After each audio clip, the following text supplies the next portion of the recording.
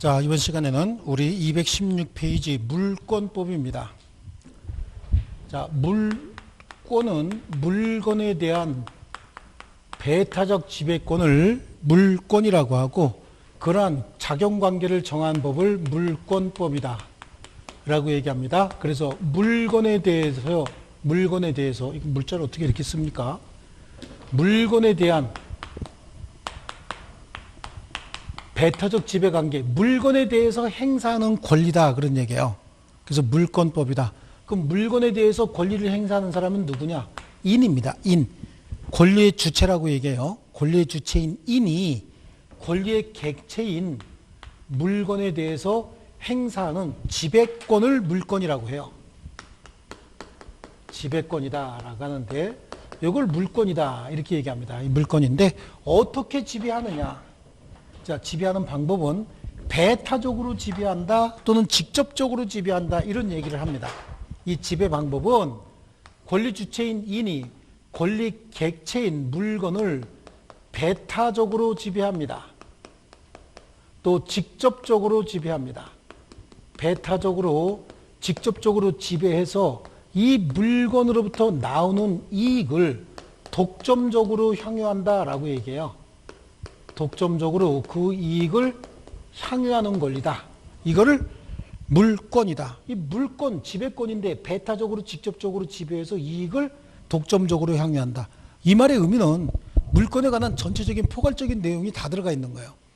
배타적으로, 직접적으로 지배한다는 얘기는 내가 지배하는 동안 타인의 간섭을 일체 허용하지 않으니까 배타적 지배죠. 내가 내 물건, 여러분이 가지고 있는 여러분 물건, 여러분이 지배하는 동안, 내가 사용하고 있는 동안, 여러분 필기구 사용하고 있는 동안 누군가가 뺏어가려고 그러면 뺏깁니까? 안 뺏깁니까? 누군가 가져갈 때 내가 써야 되는데 그럼 되돌려 받아야 돼요? 아니면 놔둬야 돼요? 배둬야 되겠죠? 딴 것 꺼내 쓰지요 라고 하는데, 그럼 거지됩니다. 자꾸 그러면 내 뺏긴 권리는 악착같이 가져와서 내 권리를 보호해야 부자가 되는 거예요. 가져가서 쟤 쓰고 난 딴 거 쓰지. 그거 계속 뺏깁니다. 아시겠죠? 거지되는 거야. 그래, 배타적으로 지배한다. 직접적으로 지배한다는 얘기는 타인의 도움이 없어도 내가 지배한다는 얘기예요. 그럼 내가 직접적으로 지배할 수 있다는 얘기는 타인 도움 없이 지배할 수 있으니까 타인의 도움을 받아서 지배하는 것도 가능하다는 얘기죠. 간접적으로만 지배한다는 얘기는 타인의 도움을 받아서 지배해야 되기 때문에 직접 못하는 경우는 있어요. 하지만 직접적으로 지배한다는 얘기는 직접적으로도 할 수 있지만 간접적으로도 할 수 있다. 그래서 나오는 이익을 독점적으로 향유한다. 이익을 독점적으로 향유한다는 얘기는 나 혼자 완전하게 가지고 있을 수 있다, 그런 얘기죠. 그래, 다른 사람이 나눠달라면 내가 나눠줄 수도 있어요. 내가 독점적으로 지배하지 못하고 다른 사람과 공동으로 지배한다라고 하면 그 사람의 동의를 받아야 내가 마음대로 나눠주지만, 그렇죠? 내가 팔고 싶대요. 그럼 내가 다 마음대로 팔 수 있어야, 팔 수 있다라고 하는 건 내가 독점적으로 지배해야 내 마음대로 파는 거지. 다른 사람하고 공동으로 지배하는데 내 마음대로 팔지 못하는 경우도 있을 수 있죠. 그래요. 이게 물권의 어떤 그 기본적인 개념이다. 그러니까 배타적으로 지배한다. 그럼 내가 지배하는 동안 그 누구도 참견하지 못하게 한다, 그런 얘기죠. 그러니까 그게 뭐예요? 이게 절대권이다라고 하는 거예요. 절대권. 그렇죠. 절대권이고 뭐다? 대세권이다. 그러니까 내 물건을 세상 사람 누가 가져갔든지 그 사람 모두에게 다 달라고 할 수 있다는 얘기예요. 그렇죠. 친구가 가져갔다, 굉장히 친한 친구예요. 달라고 합니까? 안 합니까? 달라고 할 수는 있죠. 근데 너무 친한 친구면 쓰게 허용을 해주는 거야. 그것도 내가 독점적으로 이익을 가질 수 있기 때문에 쓰게 허용해 주는 거지. 다른 사람하고 같이 지배해야 되는데 내 맘대로 쓰게 해주면 그 친구가 나한테 항의하잖아요. 그리고 걔가 가서 뺏어오겠죠. 그래. 이게 물권인 거예요. 그래서 대세권이다. 그리고 누구라도 침해해서는 안 되는 절대권이에요. 그러니까 내 물건을 친한 친구가 가져갔든 다른 친구가 가져갔든 누가 가져갔든 누구에게든 다 돌려달라고 할 수 있는 겁니다. 마음대로 가져가면 그거 자체가 뭐가 되는 거예요? 불법행위가 되는 겁니다. 이렇게 배타적으로, 직접적으로 지배해서 이익을 독점적으로 향유하려면 이 물건은 반드시 뭘 해야 되는 거야? 독립성을 갖춰야 되겠죠. 이 물건은 독립성을 갖춰야 돼. 독립성을 갖추지 못했으면 내가 배타적으로 지배 못해요. 예를 들어서 이게 독립돼 있고 이게 독립돼 있으면 제가 각각 배타적으로 지배하지만 영역이 이렇게 섞여 있다는 거예요. 섞여 있으면 섞여 있는 부분에서는 이쪽 소유자하고 맨날 분쟁이 일어나는 거잖아요. 이게 국경 분쟁인 거예요. 국경이 정확치 않으면 항상 거기서 여기 내 땅인데 너 왜 들어왔어? 아니야, 이것도 내 땅인데. 그러고 맨날 싸우는 거라고요. 그래서 반드시 독립성을 갖춰야 되고요. 독립성을 갖춰야 된다는 얘기는 범위를 어떻게 해야 된다? 특정할 수 있어야 된다라고 하는 거죠. 범위를 특정할 수 있어야 되고, 그러니까 그 물건은 어떻게 해야 되는 거야? 현존하고 있어야 된다라고 하는 거야. 아시겠죠? 그래야 독점적으로 이익을 향유할 수 있고 배타적으로 지배하고 직접적으로 지배할 수 있다, 그런 거죠. 그러니까 결국은 독, 특, 현 물건만이 물권의 객체가 되는 거야. 무슨 물건이요? 독, 특, 현 물건만이 물권의 객체가 된다. 여기서 발생하는 이론이 뭐냐면 일물, 물건이 하나면 물권도 하나만 성립해야 된다라고 하는 이론인 거예요. 이게 일물, 일권주의다, 이렇게 얘기를 해요. 여기서 일물이다라고 하는 건 물건 얘기하는 거거든요. 물건. 그 일물, 일권주의다. 물건이 하나면 물권도 하나만 성립해야 된다. 이 물건은 우리 민법상 물건은 딱 둘 중에 하나입니다. 부, 동산 아니면 민법상 물건은 동산으로 나누어집니다. 부동산 아니면 동산이에요. 부동산은 토지 아니면 건물입니다. 토지 또는 건물이고요. 토지는 한 필 단위로 하나의 물건이 돼요. 건물은 한 동 단위로 하나의 물건이 되죠. 동산은 그냥 개라 그러면 돼. 한 개, 두 개라고 하는 개라고 하면 그냥 되는 겁니다. 이렇게 하나의 물건에 소유권은 몇 개만 성립해야 된다? 하나만 성립해야 된다라고 하는 게 이게 일물, 일권주의인 거예요. 근데 과거에 물건에 대한 권리인 물권이 하나만 있을 때, 소유권만 있을 때는 이게 가능했어요. 자, 이 이야기는 어떤 이야기냐면, 이 이야기를 좀 더 풀어서 얘기하면 이렇게 얘기할 수 있어요. 자, 독립된 하나의 물건 위에, 독립된 하나의 물건 위에는 물건은 몇 개만 있어야 돼요? 한 개만 있어야 되죠. 그렇죠? 근데 그 물건이 소유권이래요. 그럼 소유권 하나만 있어야 돼요. 또 다른 소유권이 성립하게 되면 소유권자끼리 분쟁이 생기잖아요. 그런데 소유권 말고 제한 물건이라고 해서 혹시 저당권 설정할 수 있나요? 전세권도 설정할 수 있죠. 그러니까 일물 일권주의의 개념은 물건이 하나면 여기에는 하나의 물건만 성립해야 되는데 그 하나의 물건은 내용이 같으면 안 되겠어요. 내용이 다른 물건은 두 개 이상 성립할 수 있다, 그런 얘기죠. 그래서 하나의 물건 외에 동일한 내용, 동일한 물건이 둘 이상이 동시에 성립할 수 없다, 그런 얘기예요, 이게요. 내용이 같은 물건은 두 개 이상 동시에 성립할 수 없다.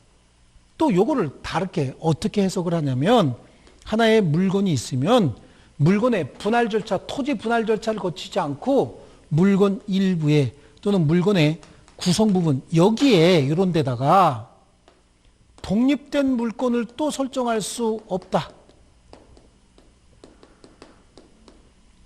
자, 하나의 물건 위에 소유권은 하나만 있어야 되는데 분할 절차 없이 이런 데다가 또 소유권을 설정할 수 있다. 그러면 하나의 물건 위에 소유자가 세 사람이 된다, 소유권이 세 개가 된다, 그런 뜻이죠. 그러니까 분할 절차 없이 물건의 일부나 물건의 구성 부분에 독립된 물건은 성립할 수 없다. 이 말은 물건이 세 개면 물건 몇 개 있어야 된다는 얘기예요. 세 개 있어야 된다는 얘기죠. 물건이 다섯 개면 물건 몇 개 있어야 돼요? 다섯 개 있어야 된다, 그런 얘기예요. 그러니까 혹시 이렇게 물건이 세 개가 있대요. 그럼 여기는 세 개의 물건이 있어야 되는 거예요. 아시겠죠? 그게 일물, 일권, 일물, 일권, 일물, 일권주의거든요. 이렇게 수 개의 물건을 하나의 물건으로 취급할 수 없어요. 그래서 일물로 취급할 수는 없다 그런 얘기예요. 여러 개의 물건을. 아시겠죠? 그래서 물건이 여러 개면 그만큼 물건이 성립해야지 여러 개의 물건을 하나로 취급해서 한 물건의 대상으로 할 수는 없다. 이게 원칙인데 또 여기 예외가 나와요. 이놈은 사회과학 쪽은 예외 때문에 아주 미치는 거야. 여기에 예외 한번 볼게요. 여기 예외에 하나의 물건 후에 내용이 같은 물건은 두 개 이상 동시에 성립할 수 없다 그랬잖아요. 그럼 내용이 다른 물건은 동시에 성립할 수 있다는 얘기잖아요. 소유권 설정하고 저당권 설정할 수 있어요, 없어요? 있잖아요. 우리 집 살 때 저당권 설정하고 돈 빌려왔잖아요. 그럼 그 후에 소유권하고 저당권하고 지금 성립해 있잖아요. 그건 내용이 다른 거니까 설정할 수 있었죠. 근데 저당권은 그럼 하나만 설정해? 두 개, 세 개 설정할 수 있어요? 두 개, 세 개 설정할 수 있잖아요. 말이 안 되는데? 그렇죠? 그러니까 여기에 예외가 하나 성립하는데 뭐에 의해서? 순위에 의해서 보호가 되면 두 개 이상도 동시에 성립할 수 있는 거예요. 그러니까 지금 말씀하신 것처럼 하나의 물건 후에 소유권이 있었고 저당권 하나 설정했는데 저당권 설정하고 난 다음에 2순위 저당권 또 들어오고 3순위 저당권 들어올 수 있잖아요. 근데 얘네들은 철저하게 1순위 저당권자가 모두 변제받고 남는 게 있으면 2순위 저당권자가 2순위 저당권자도 변제받고 남는 게 있어야 3순위 저당권자가 보호가 받는 거죠. 그러니까 예외적으로 두 개 이상이 동시에 성립해도 그 두 개 이상의 물건들은 서로 뭐에 의해서 보호돼? 순위에 의해서 보호가 되면 그렇다고 한다면 여러 개가 성립할 수도 있다는 얘기예요. 그 다음에 물건의 일부나 물건의 구성 부분에는 독립된 물건이 성립할 수 없다고 얘기했잖아요. 여기에도 예외가 있어요. 어떤 예외냐면 용익물건이에요. 토지 일부에 지상권 설정할 수 있어요. 토지 일부에 지상권이나 지역권 설정할 수 있거든요. 또 건물도 보세요. 건물 일부 여기 집주인이 사시고 여기다가 전세권 설정할 수 있어요, 없어요? 있어요. 그러니까 원래 하나의 물건에 분할 절차 없이 독립된 물건을 설정할 수 없다고 했는데 용익물건은 물건 일부에 또는 토지 일부나 또는 건물 일부에 이걸 다 뭐라고 부르죠? 용익물건이라고 부른다고. 용익물건. 아시겠죠? 용익물건은 물건 일부에도 설정할 수 있어요. 그리고 원래 여러 개의 물건을 하나의 물건으로 취급할 수 없다 그랬잖아요. 여기에도 예외가 있어요. 여기에도 예외가 있는데 그걸 뭐라고 부르냐면 집합물이라고 하는 거예요. 집합물. 무슨 물건이요? 집합물. 집합물은 수개의 물건이 서로 결합을 해서 얘네들이 서로 결합을 해서 단일한 작용을 하는 경우가 있어요. 단일한 작용을 하는 이런 물건을 합해서 뭐라 그래? 집합물이라고 한다고요. 이 집합물은 경우에 따라서는 이걸 집합물이에요. 경우에 따라서는 하나의 물건으로 취급하는 경우도 있다는 거예요. 아시겠죠? 이게 왜 그러냐면 편의상 그래요. 한번 볼게요. 이런 공장이 있다는 거예요. 공장이 있는데 공장용 토지하고 공장용 건물이죠. 건물이고 여기는 공작기계들이 한 200개가 있다는 거예요. 200개가. 이걸 담보로 제공하고 공장 사장님이 돈을 좀 빌려 쓰고 싶다는 거예요. 그러면 건물 담보로 제공하고 토지 담보로 제공하고 이거 전부 다 질권 설정하기 위해서 서류 만들었다. 그럼 돈 빌려 쓰기 위해서 서류 만들었다. 트럭 갖고 와갖고 대출 받으러 가야 되겠죠. 하나 만드는데 이만큼씩 서류 들어가는데 200개 해봐요. 상황이 보통이 아니죠. 그러니까 이거는 이렇게 해서 하나하나 담보권 설정할 것이 아니라 공장 및 광업재단 저당법에 보면 이거 전체를 묶어서 저당권 하나만 설정하려는 거예요. 그리고 어떻게 하면 되냐면 한 장의 종이에다가 토지 몇 평, 건물 몇 평, 구조는 철근 콘크리트조 또는 철골조, 그 다음에 기계 공구류들, 주요 기계 뭐뭐뭐뭐, 공구 뭐뭐뭐, 그래서 리스트 한 장 쫙 만들어갖고 이걸 가지고 그냥 하나의 저당권을 설정을 하는 거예요. 그럼 나중에 경매할 때도 이거 한꺼번에 경매하는 거예요. 그럼 이거 살 때 사는 사람도 리스트 쭉 보고서 여기에 빠진 거 있나 없나 확인하고 사는 거예요. 아시겠죠? 그러면 공장 사장님도 서류 간단하게 만들 수 있죠. 돈 간단하게 빌려올 수 있잖아요. 은행에서 경매할 때도 한꺼번에 경매하기가 쉽죠. 사는 사람은 어때요? 사는 사람도 이거 보고서 한꺼번에 한눈에 볼 수 있는 거지. 뭐 토지 경매하고 건물 경매하고 그럼 토지 소유자 건물 소유자 달라질 수도 있고 또 공구류들도 또 이놈이 받아가고 저놈이 받아가고 그러면 공장을 제대로 운영하지 못하는 일도 생길 수 있잖아요. 그러니까 특별한 목적에 의해서 집합물도 수개의 물건이지만 원래 집합물은 하나의 물건 아니지요. 여러 개의 물건이지만 집합물에도 하나의 물건으로 취급하는 경우가 있다는 얘기야. 집합물의 종류는 다양해요. 유동집합물이라는 게 있어요. 여기 잘 들으셔야 됩니다. 유동집합물. 이렇게 양어장에 고기가 이렇게 잔뜩 있다는 거야. 여기는 치어들, 조그마한 것들, 여기는 적은 것들, 여기는 중간 것들, 여기는 큰 것들 이렇게 있다는 거죠. 각각 여기는 10,000마리, 여기는 20,000마리, 여기는 30,000마리, 여기는 50,000마리가 이렇게 들어가 있다는 거예요. 이거 담보 제공하기 위해서 어떻게 하면 되는 거죠? 통째로 묶어서 담보 제공할 수 있어요. 요거 그대로. 담보 제공하고 돈 빌려 쓸 수 있어요. 이걸 뭐라고 부르냐면 유동집합물이라고 얘기하는 거예요. 무슨 집합물이요? 유동집합물이죠. 그 담보 제공하는데 여기다가 양도담보 설정하는 거예요. 양도담보. 그러면 양도담보는 뭐냐? 양도담보. 이거는 만약에 저당권을 설정을 했어요. 내가 여러분한테 돈을 빌리고 내 집으로 저당권 설정해 줬는데 변제하기로 한 날 내가 안 갚잖아요. 안 갚으면 여러분 어떻게 하면 되냐면 경매 실행해 버리면 되는 거예요. 그래서 빌려준 돈 받아가고 나머지 돈 나한테 돌려주면 되는 거거든요.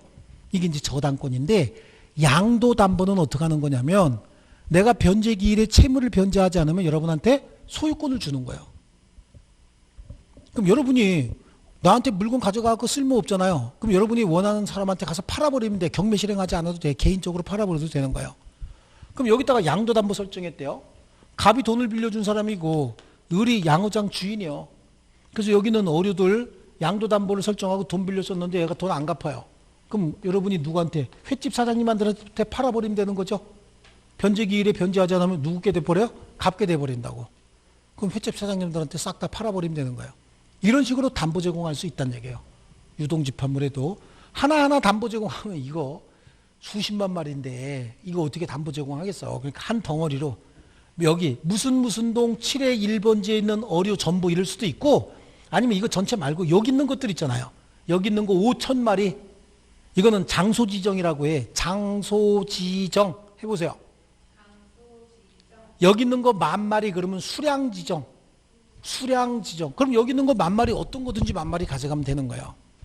이런 식으로 해서 유동집합물에도 담보 제공할 수 있다. 그래서 일물 일권주의와 그 예외를 쭉 나열해 놨고요. 그 다음에 다시 이제 물건의 특징으로 한번 와볼게요. 다시 물건의 특징은 배타적으로 직접적으로 지배해서 이익을 독점적으로 향유하는 권리라 그랬잖아요. 대세권이고 절대권이라 그랬죠. 세상 사람 누구에게나 다 주장할 수 있고 누구든지 건드리면 안 되는 권리라고 했잖아요. 그러니까 이거는 내 거야. 아무도 건드리지 마. 라고 폰만 잡고 있을 게 아니라 표시를 해야 되잖아요. 내 거니까 건드리지 마라 그래야 안 건드리지. 그렇지 않을까요? 그러니까 뭐가 필요한 거예요? 공시제도가 필요했던 거예요. 공시제도가 뭐야? 내 거니까 건드리지 마라고 표시하던 제도인 거예요. 공시제도는 처음에는 이름을 썼어요. 성벽을 쌓잖아, 성벽을 쌓고 여기 기 같은 거에다 보면 문장이라고 해서 그 성표시 이렇게 하죠. 국기가 그런 거야. 우리나라 국기도 우리 영토 내에서 우리 국기가 이거 대한민국 거다. 그래서 마크 이렇게 붙이면 대한민국 사람이다 라고 하는 거야.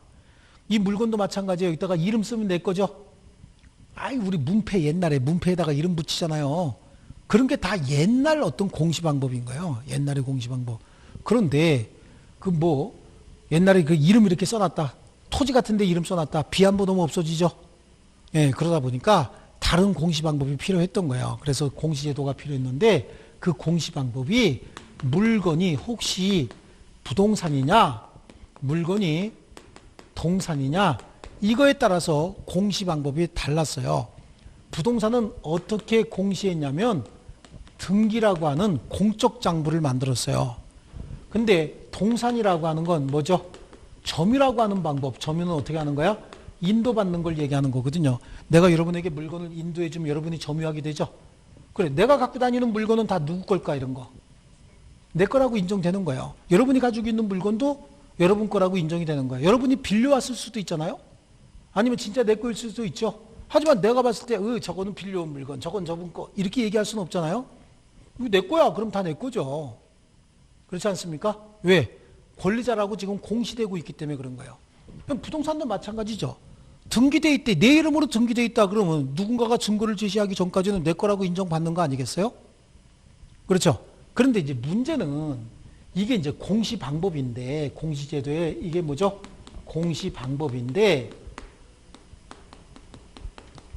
등기는 사람 손으로 등기부 만드는 거잖아요. 제 이름이 신의영인데, 신의영. 이렇게 써야 되거든요. 이렇게 써야 되는데, 저는 이거보다 더 많이 쓰는 게 이거요. 이거는 하루에 수백 번 써요. 근데 이거는 잘 안 쓰죠? 그러니까 가끔가다 어떻게 하다 보면 나도 모르게 가서 어떤 서류 작성하고 이름 쓸 때 한자로 이름 쓰라 그러면 이러고 써요. 그럼 그분이 불러. 혹시 갑시세요? 근데 갑시요? 근데 왜 이렇게 쓰는 거야? 무의식 중에 이렇게 쓰는 거거든요. 나도 모르게 이렇게 가부영이라고 쓰는 거야. 그럼 가고 대가리를 못 들었네요. 그리고 일단 하나 이렇게 붙여놓고 온다고. 등기도 마찬가지예요. 등기하다 보면 사람이 실수해서 이름 잘못 쓰는 경우도 있어요. 그래, 그건 잘못된 등기죠. 진짜 권리는 나한테 있는데 등기가 잘못되어 있을 수도 있잖아요. 근데 등기가 잘못됐는데 그 등기만 믿고 제3자에게 처분을 했다는 거예요. 자, 예를 들어서 여러분 명의의 부동산이 있는데 그 부동산을 다른 사람이 지 이름으로 등기를 바꿔서 제3자에게 처분했다는 거예요. 그러면 그 제3자가 혹시 보호가 돼야 된다라고 가정을 해볼게요. 그럼 그 사람이 내 이름으로 등기 바꿨으니까 나가셔. 그럼 여러분 나갈 겁니까? 무슨 강아지 풀을 뜯으세요 그래야 되잖아요.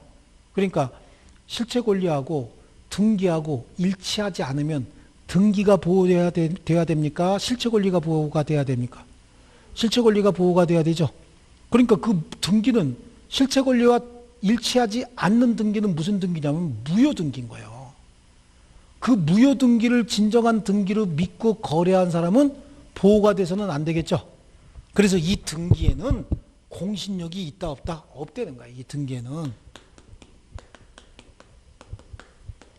이때 공신력이 없는 등기는 유효 등기, 무효 등기.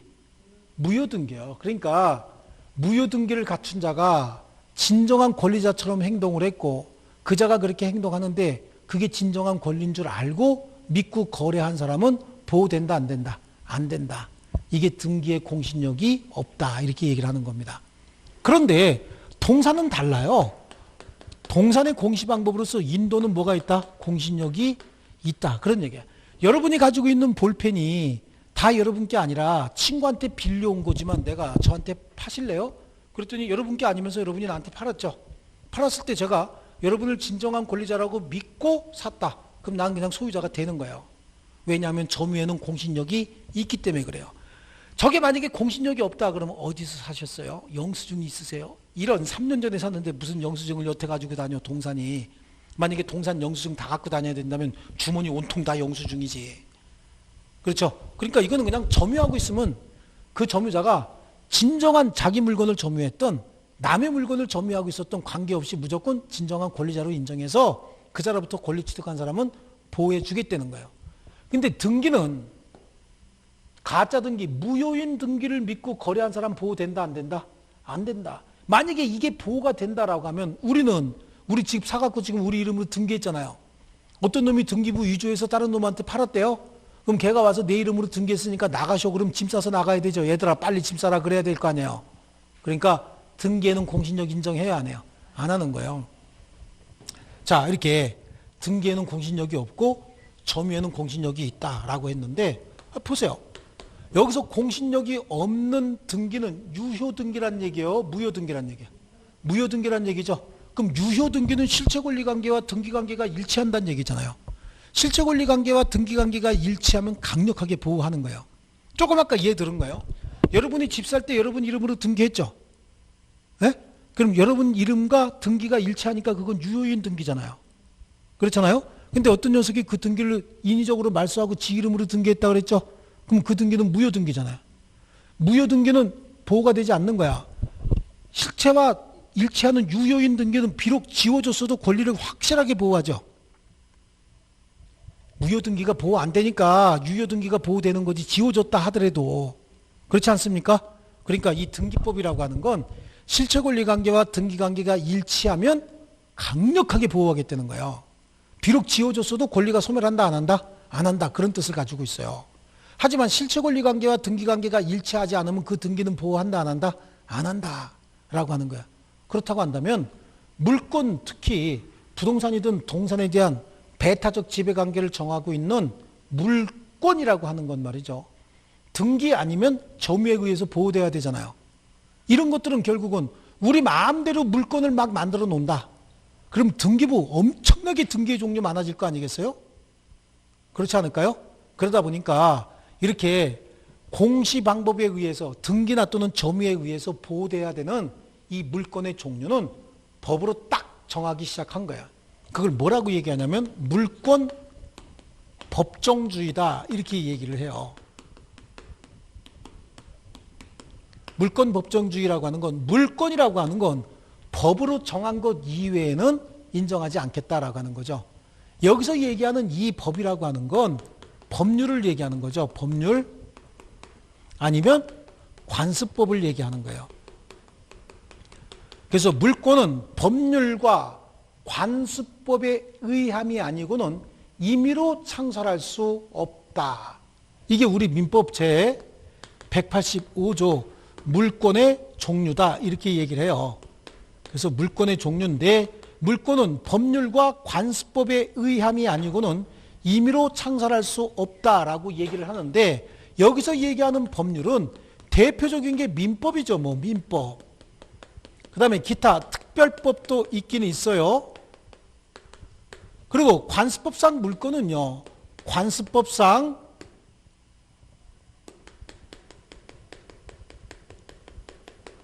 법정지상권이 있습니다. 관습법상 법정지상권이 있고요. 분묘기지권이 있어요. 그 다음에 동산의 양도담보권이 있다라고 얘기를 해요. 담보권. 관습법상 물권은 몇 개밖에 없다고요? 3개. 3개. 관습법상 물권 몇 개? 3개. 그럼 나머지는 민법상 물권, 특별법상 물권까지 다 볼 수는 없어요. 그러니까 민법상 물권은 몇 개가 있냐면 8개가 있어요. 8개. 몇 개 있다고요? 8개. 어디서부터 출발하냐면 소유권부터 출발하는 거예요. 그래서 8개는 그냥 간단하게 나중에 이제 소유권과 관련돼서 알게 되는데 간단하게 암기하는 방법이 있어요. 그냥 소지, 전지, 저질, 유점 이렇게 하면 되는 거예요. 소지 누구와 전지 누구는 저질이다, 얼굴에 점 있다 이거예요. 누구라고 얘기 안 했죠? 얼굴에 점 있으면 저질입니까? 얼굴에 점 있어서 저질이면 나는 상저질이죠. 얼굴에 점이 얼마나 많은데. 아시겠죠? 그래서 얘네들을 뭐라고 부르냐면 이걸 지상권, 전세권, 지역권, 저당권, 질권, 유치권 얘네들을 용익물권이라고 하고요. 얘네들을 담보물권이라고 합니다. 그래서 이렇게 나눠서 얘네들은 전부 다 소유권의 일부 권능인 거예요. 그래서 용익물권과 담보물권을 합치면 소유권을 제한하는 무슨 물권이라 그래? 제한물권이다 이렇게 얘기를 하는 거예요. 그래서 얘네들을 소유권의 일부 권능이다라고 해서 본권이라고 하고 얘를 점유권이라고 하는 겁니다.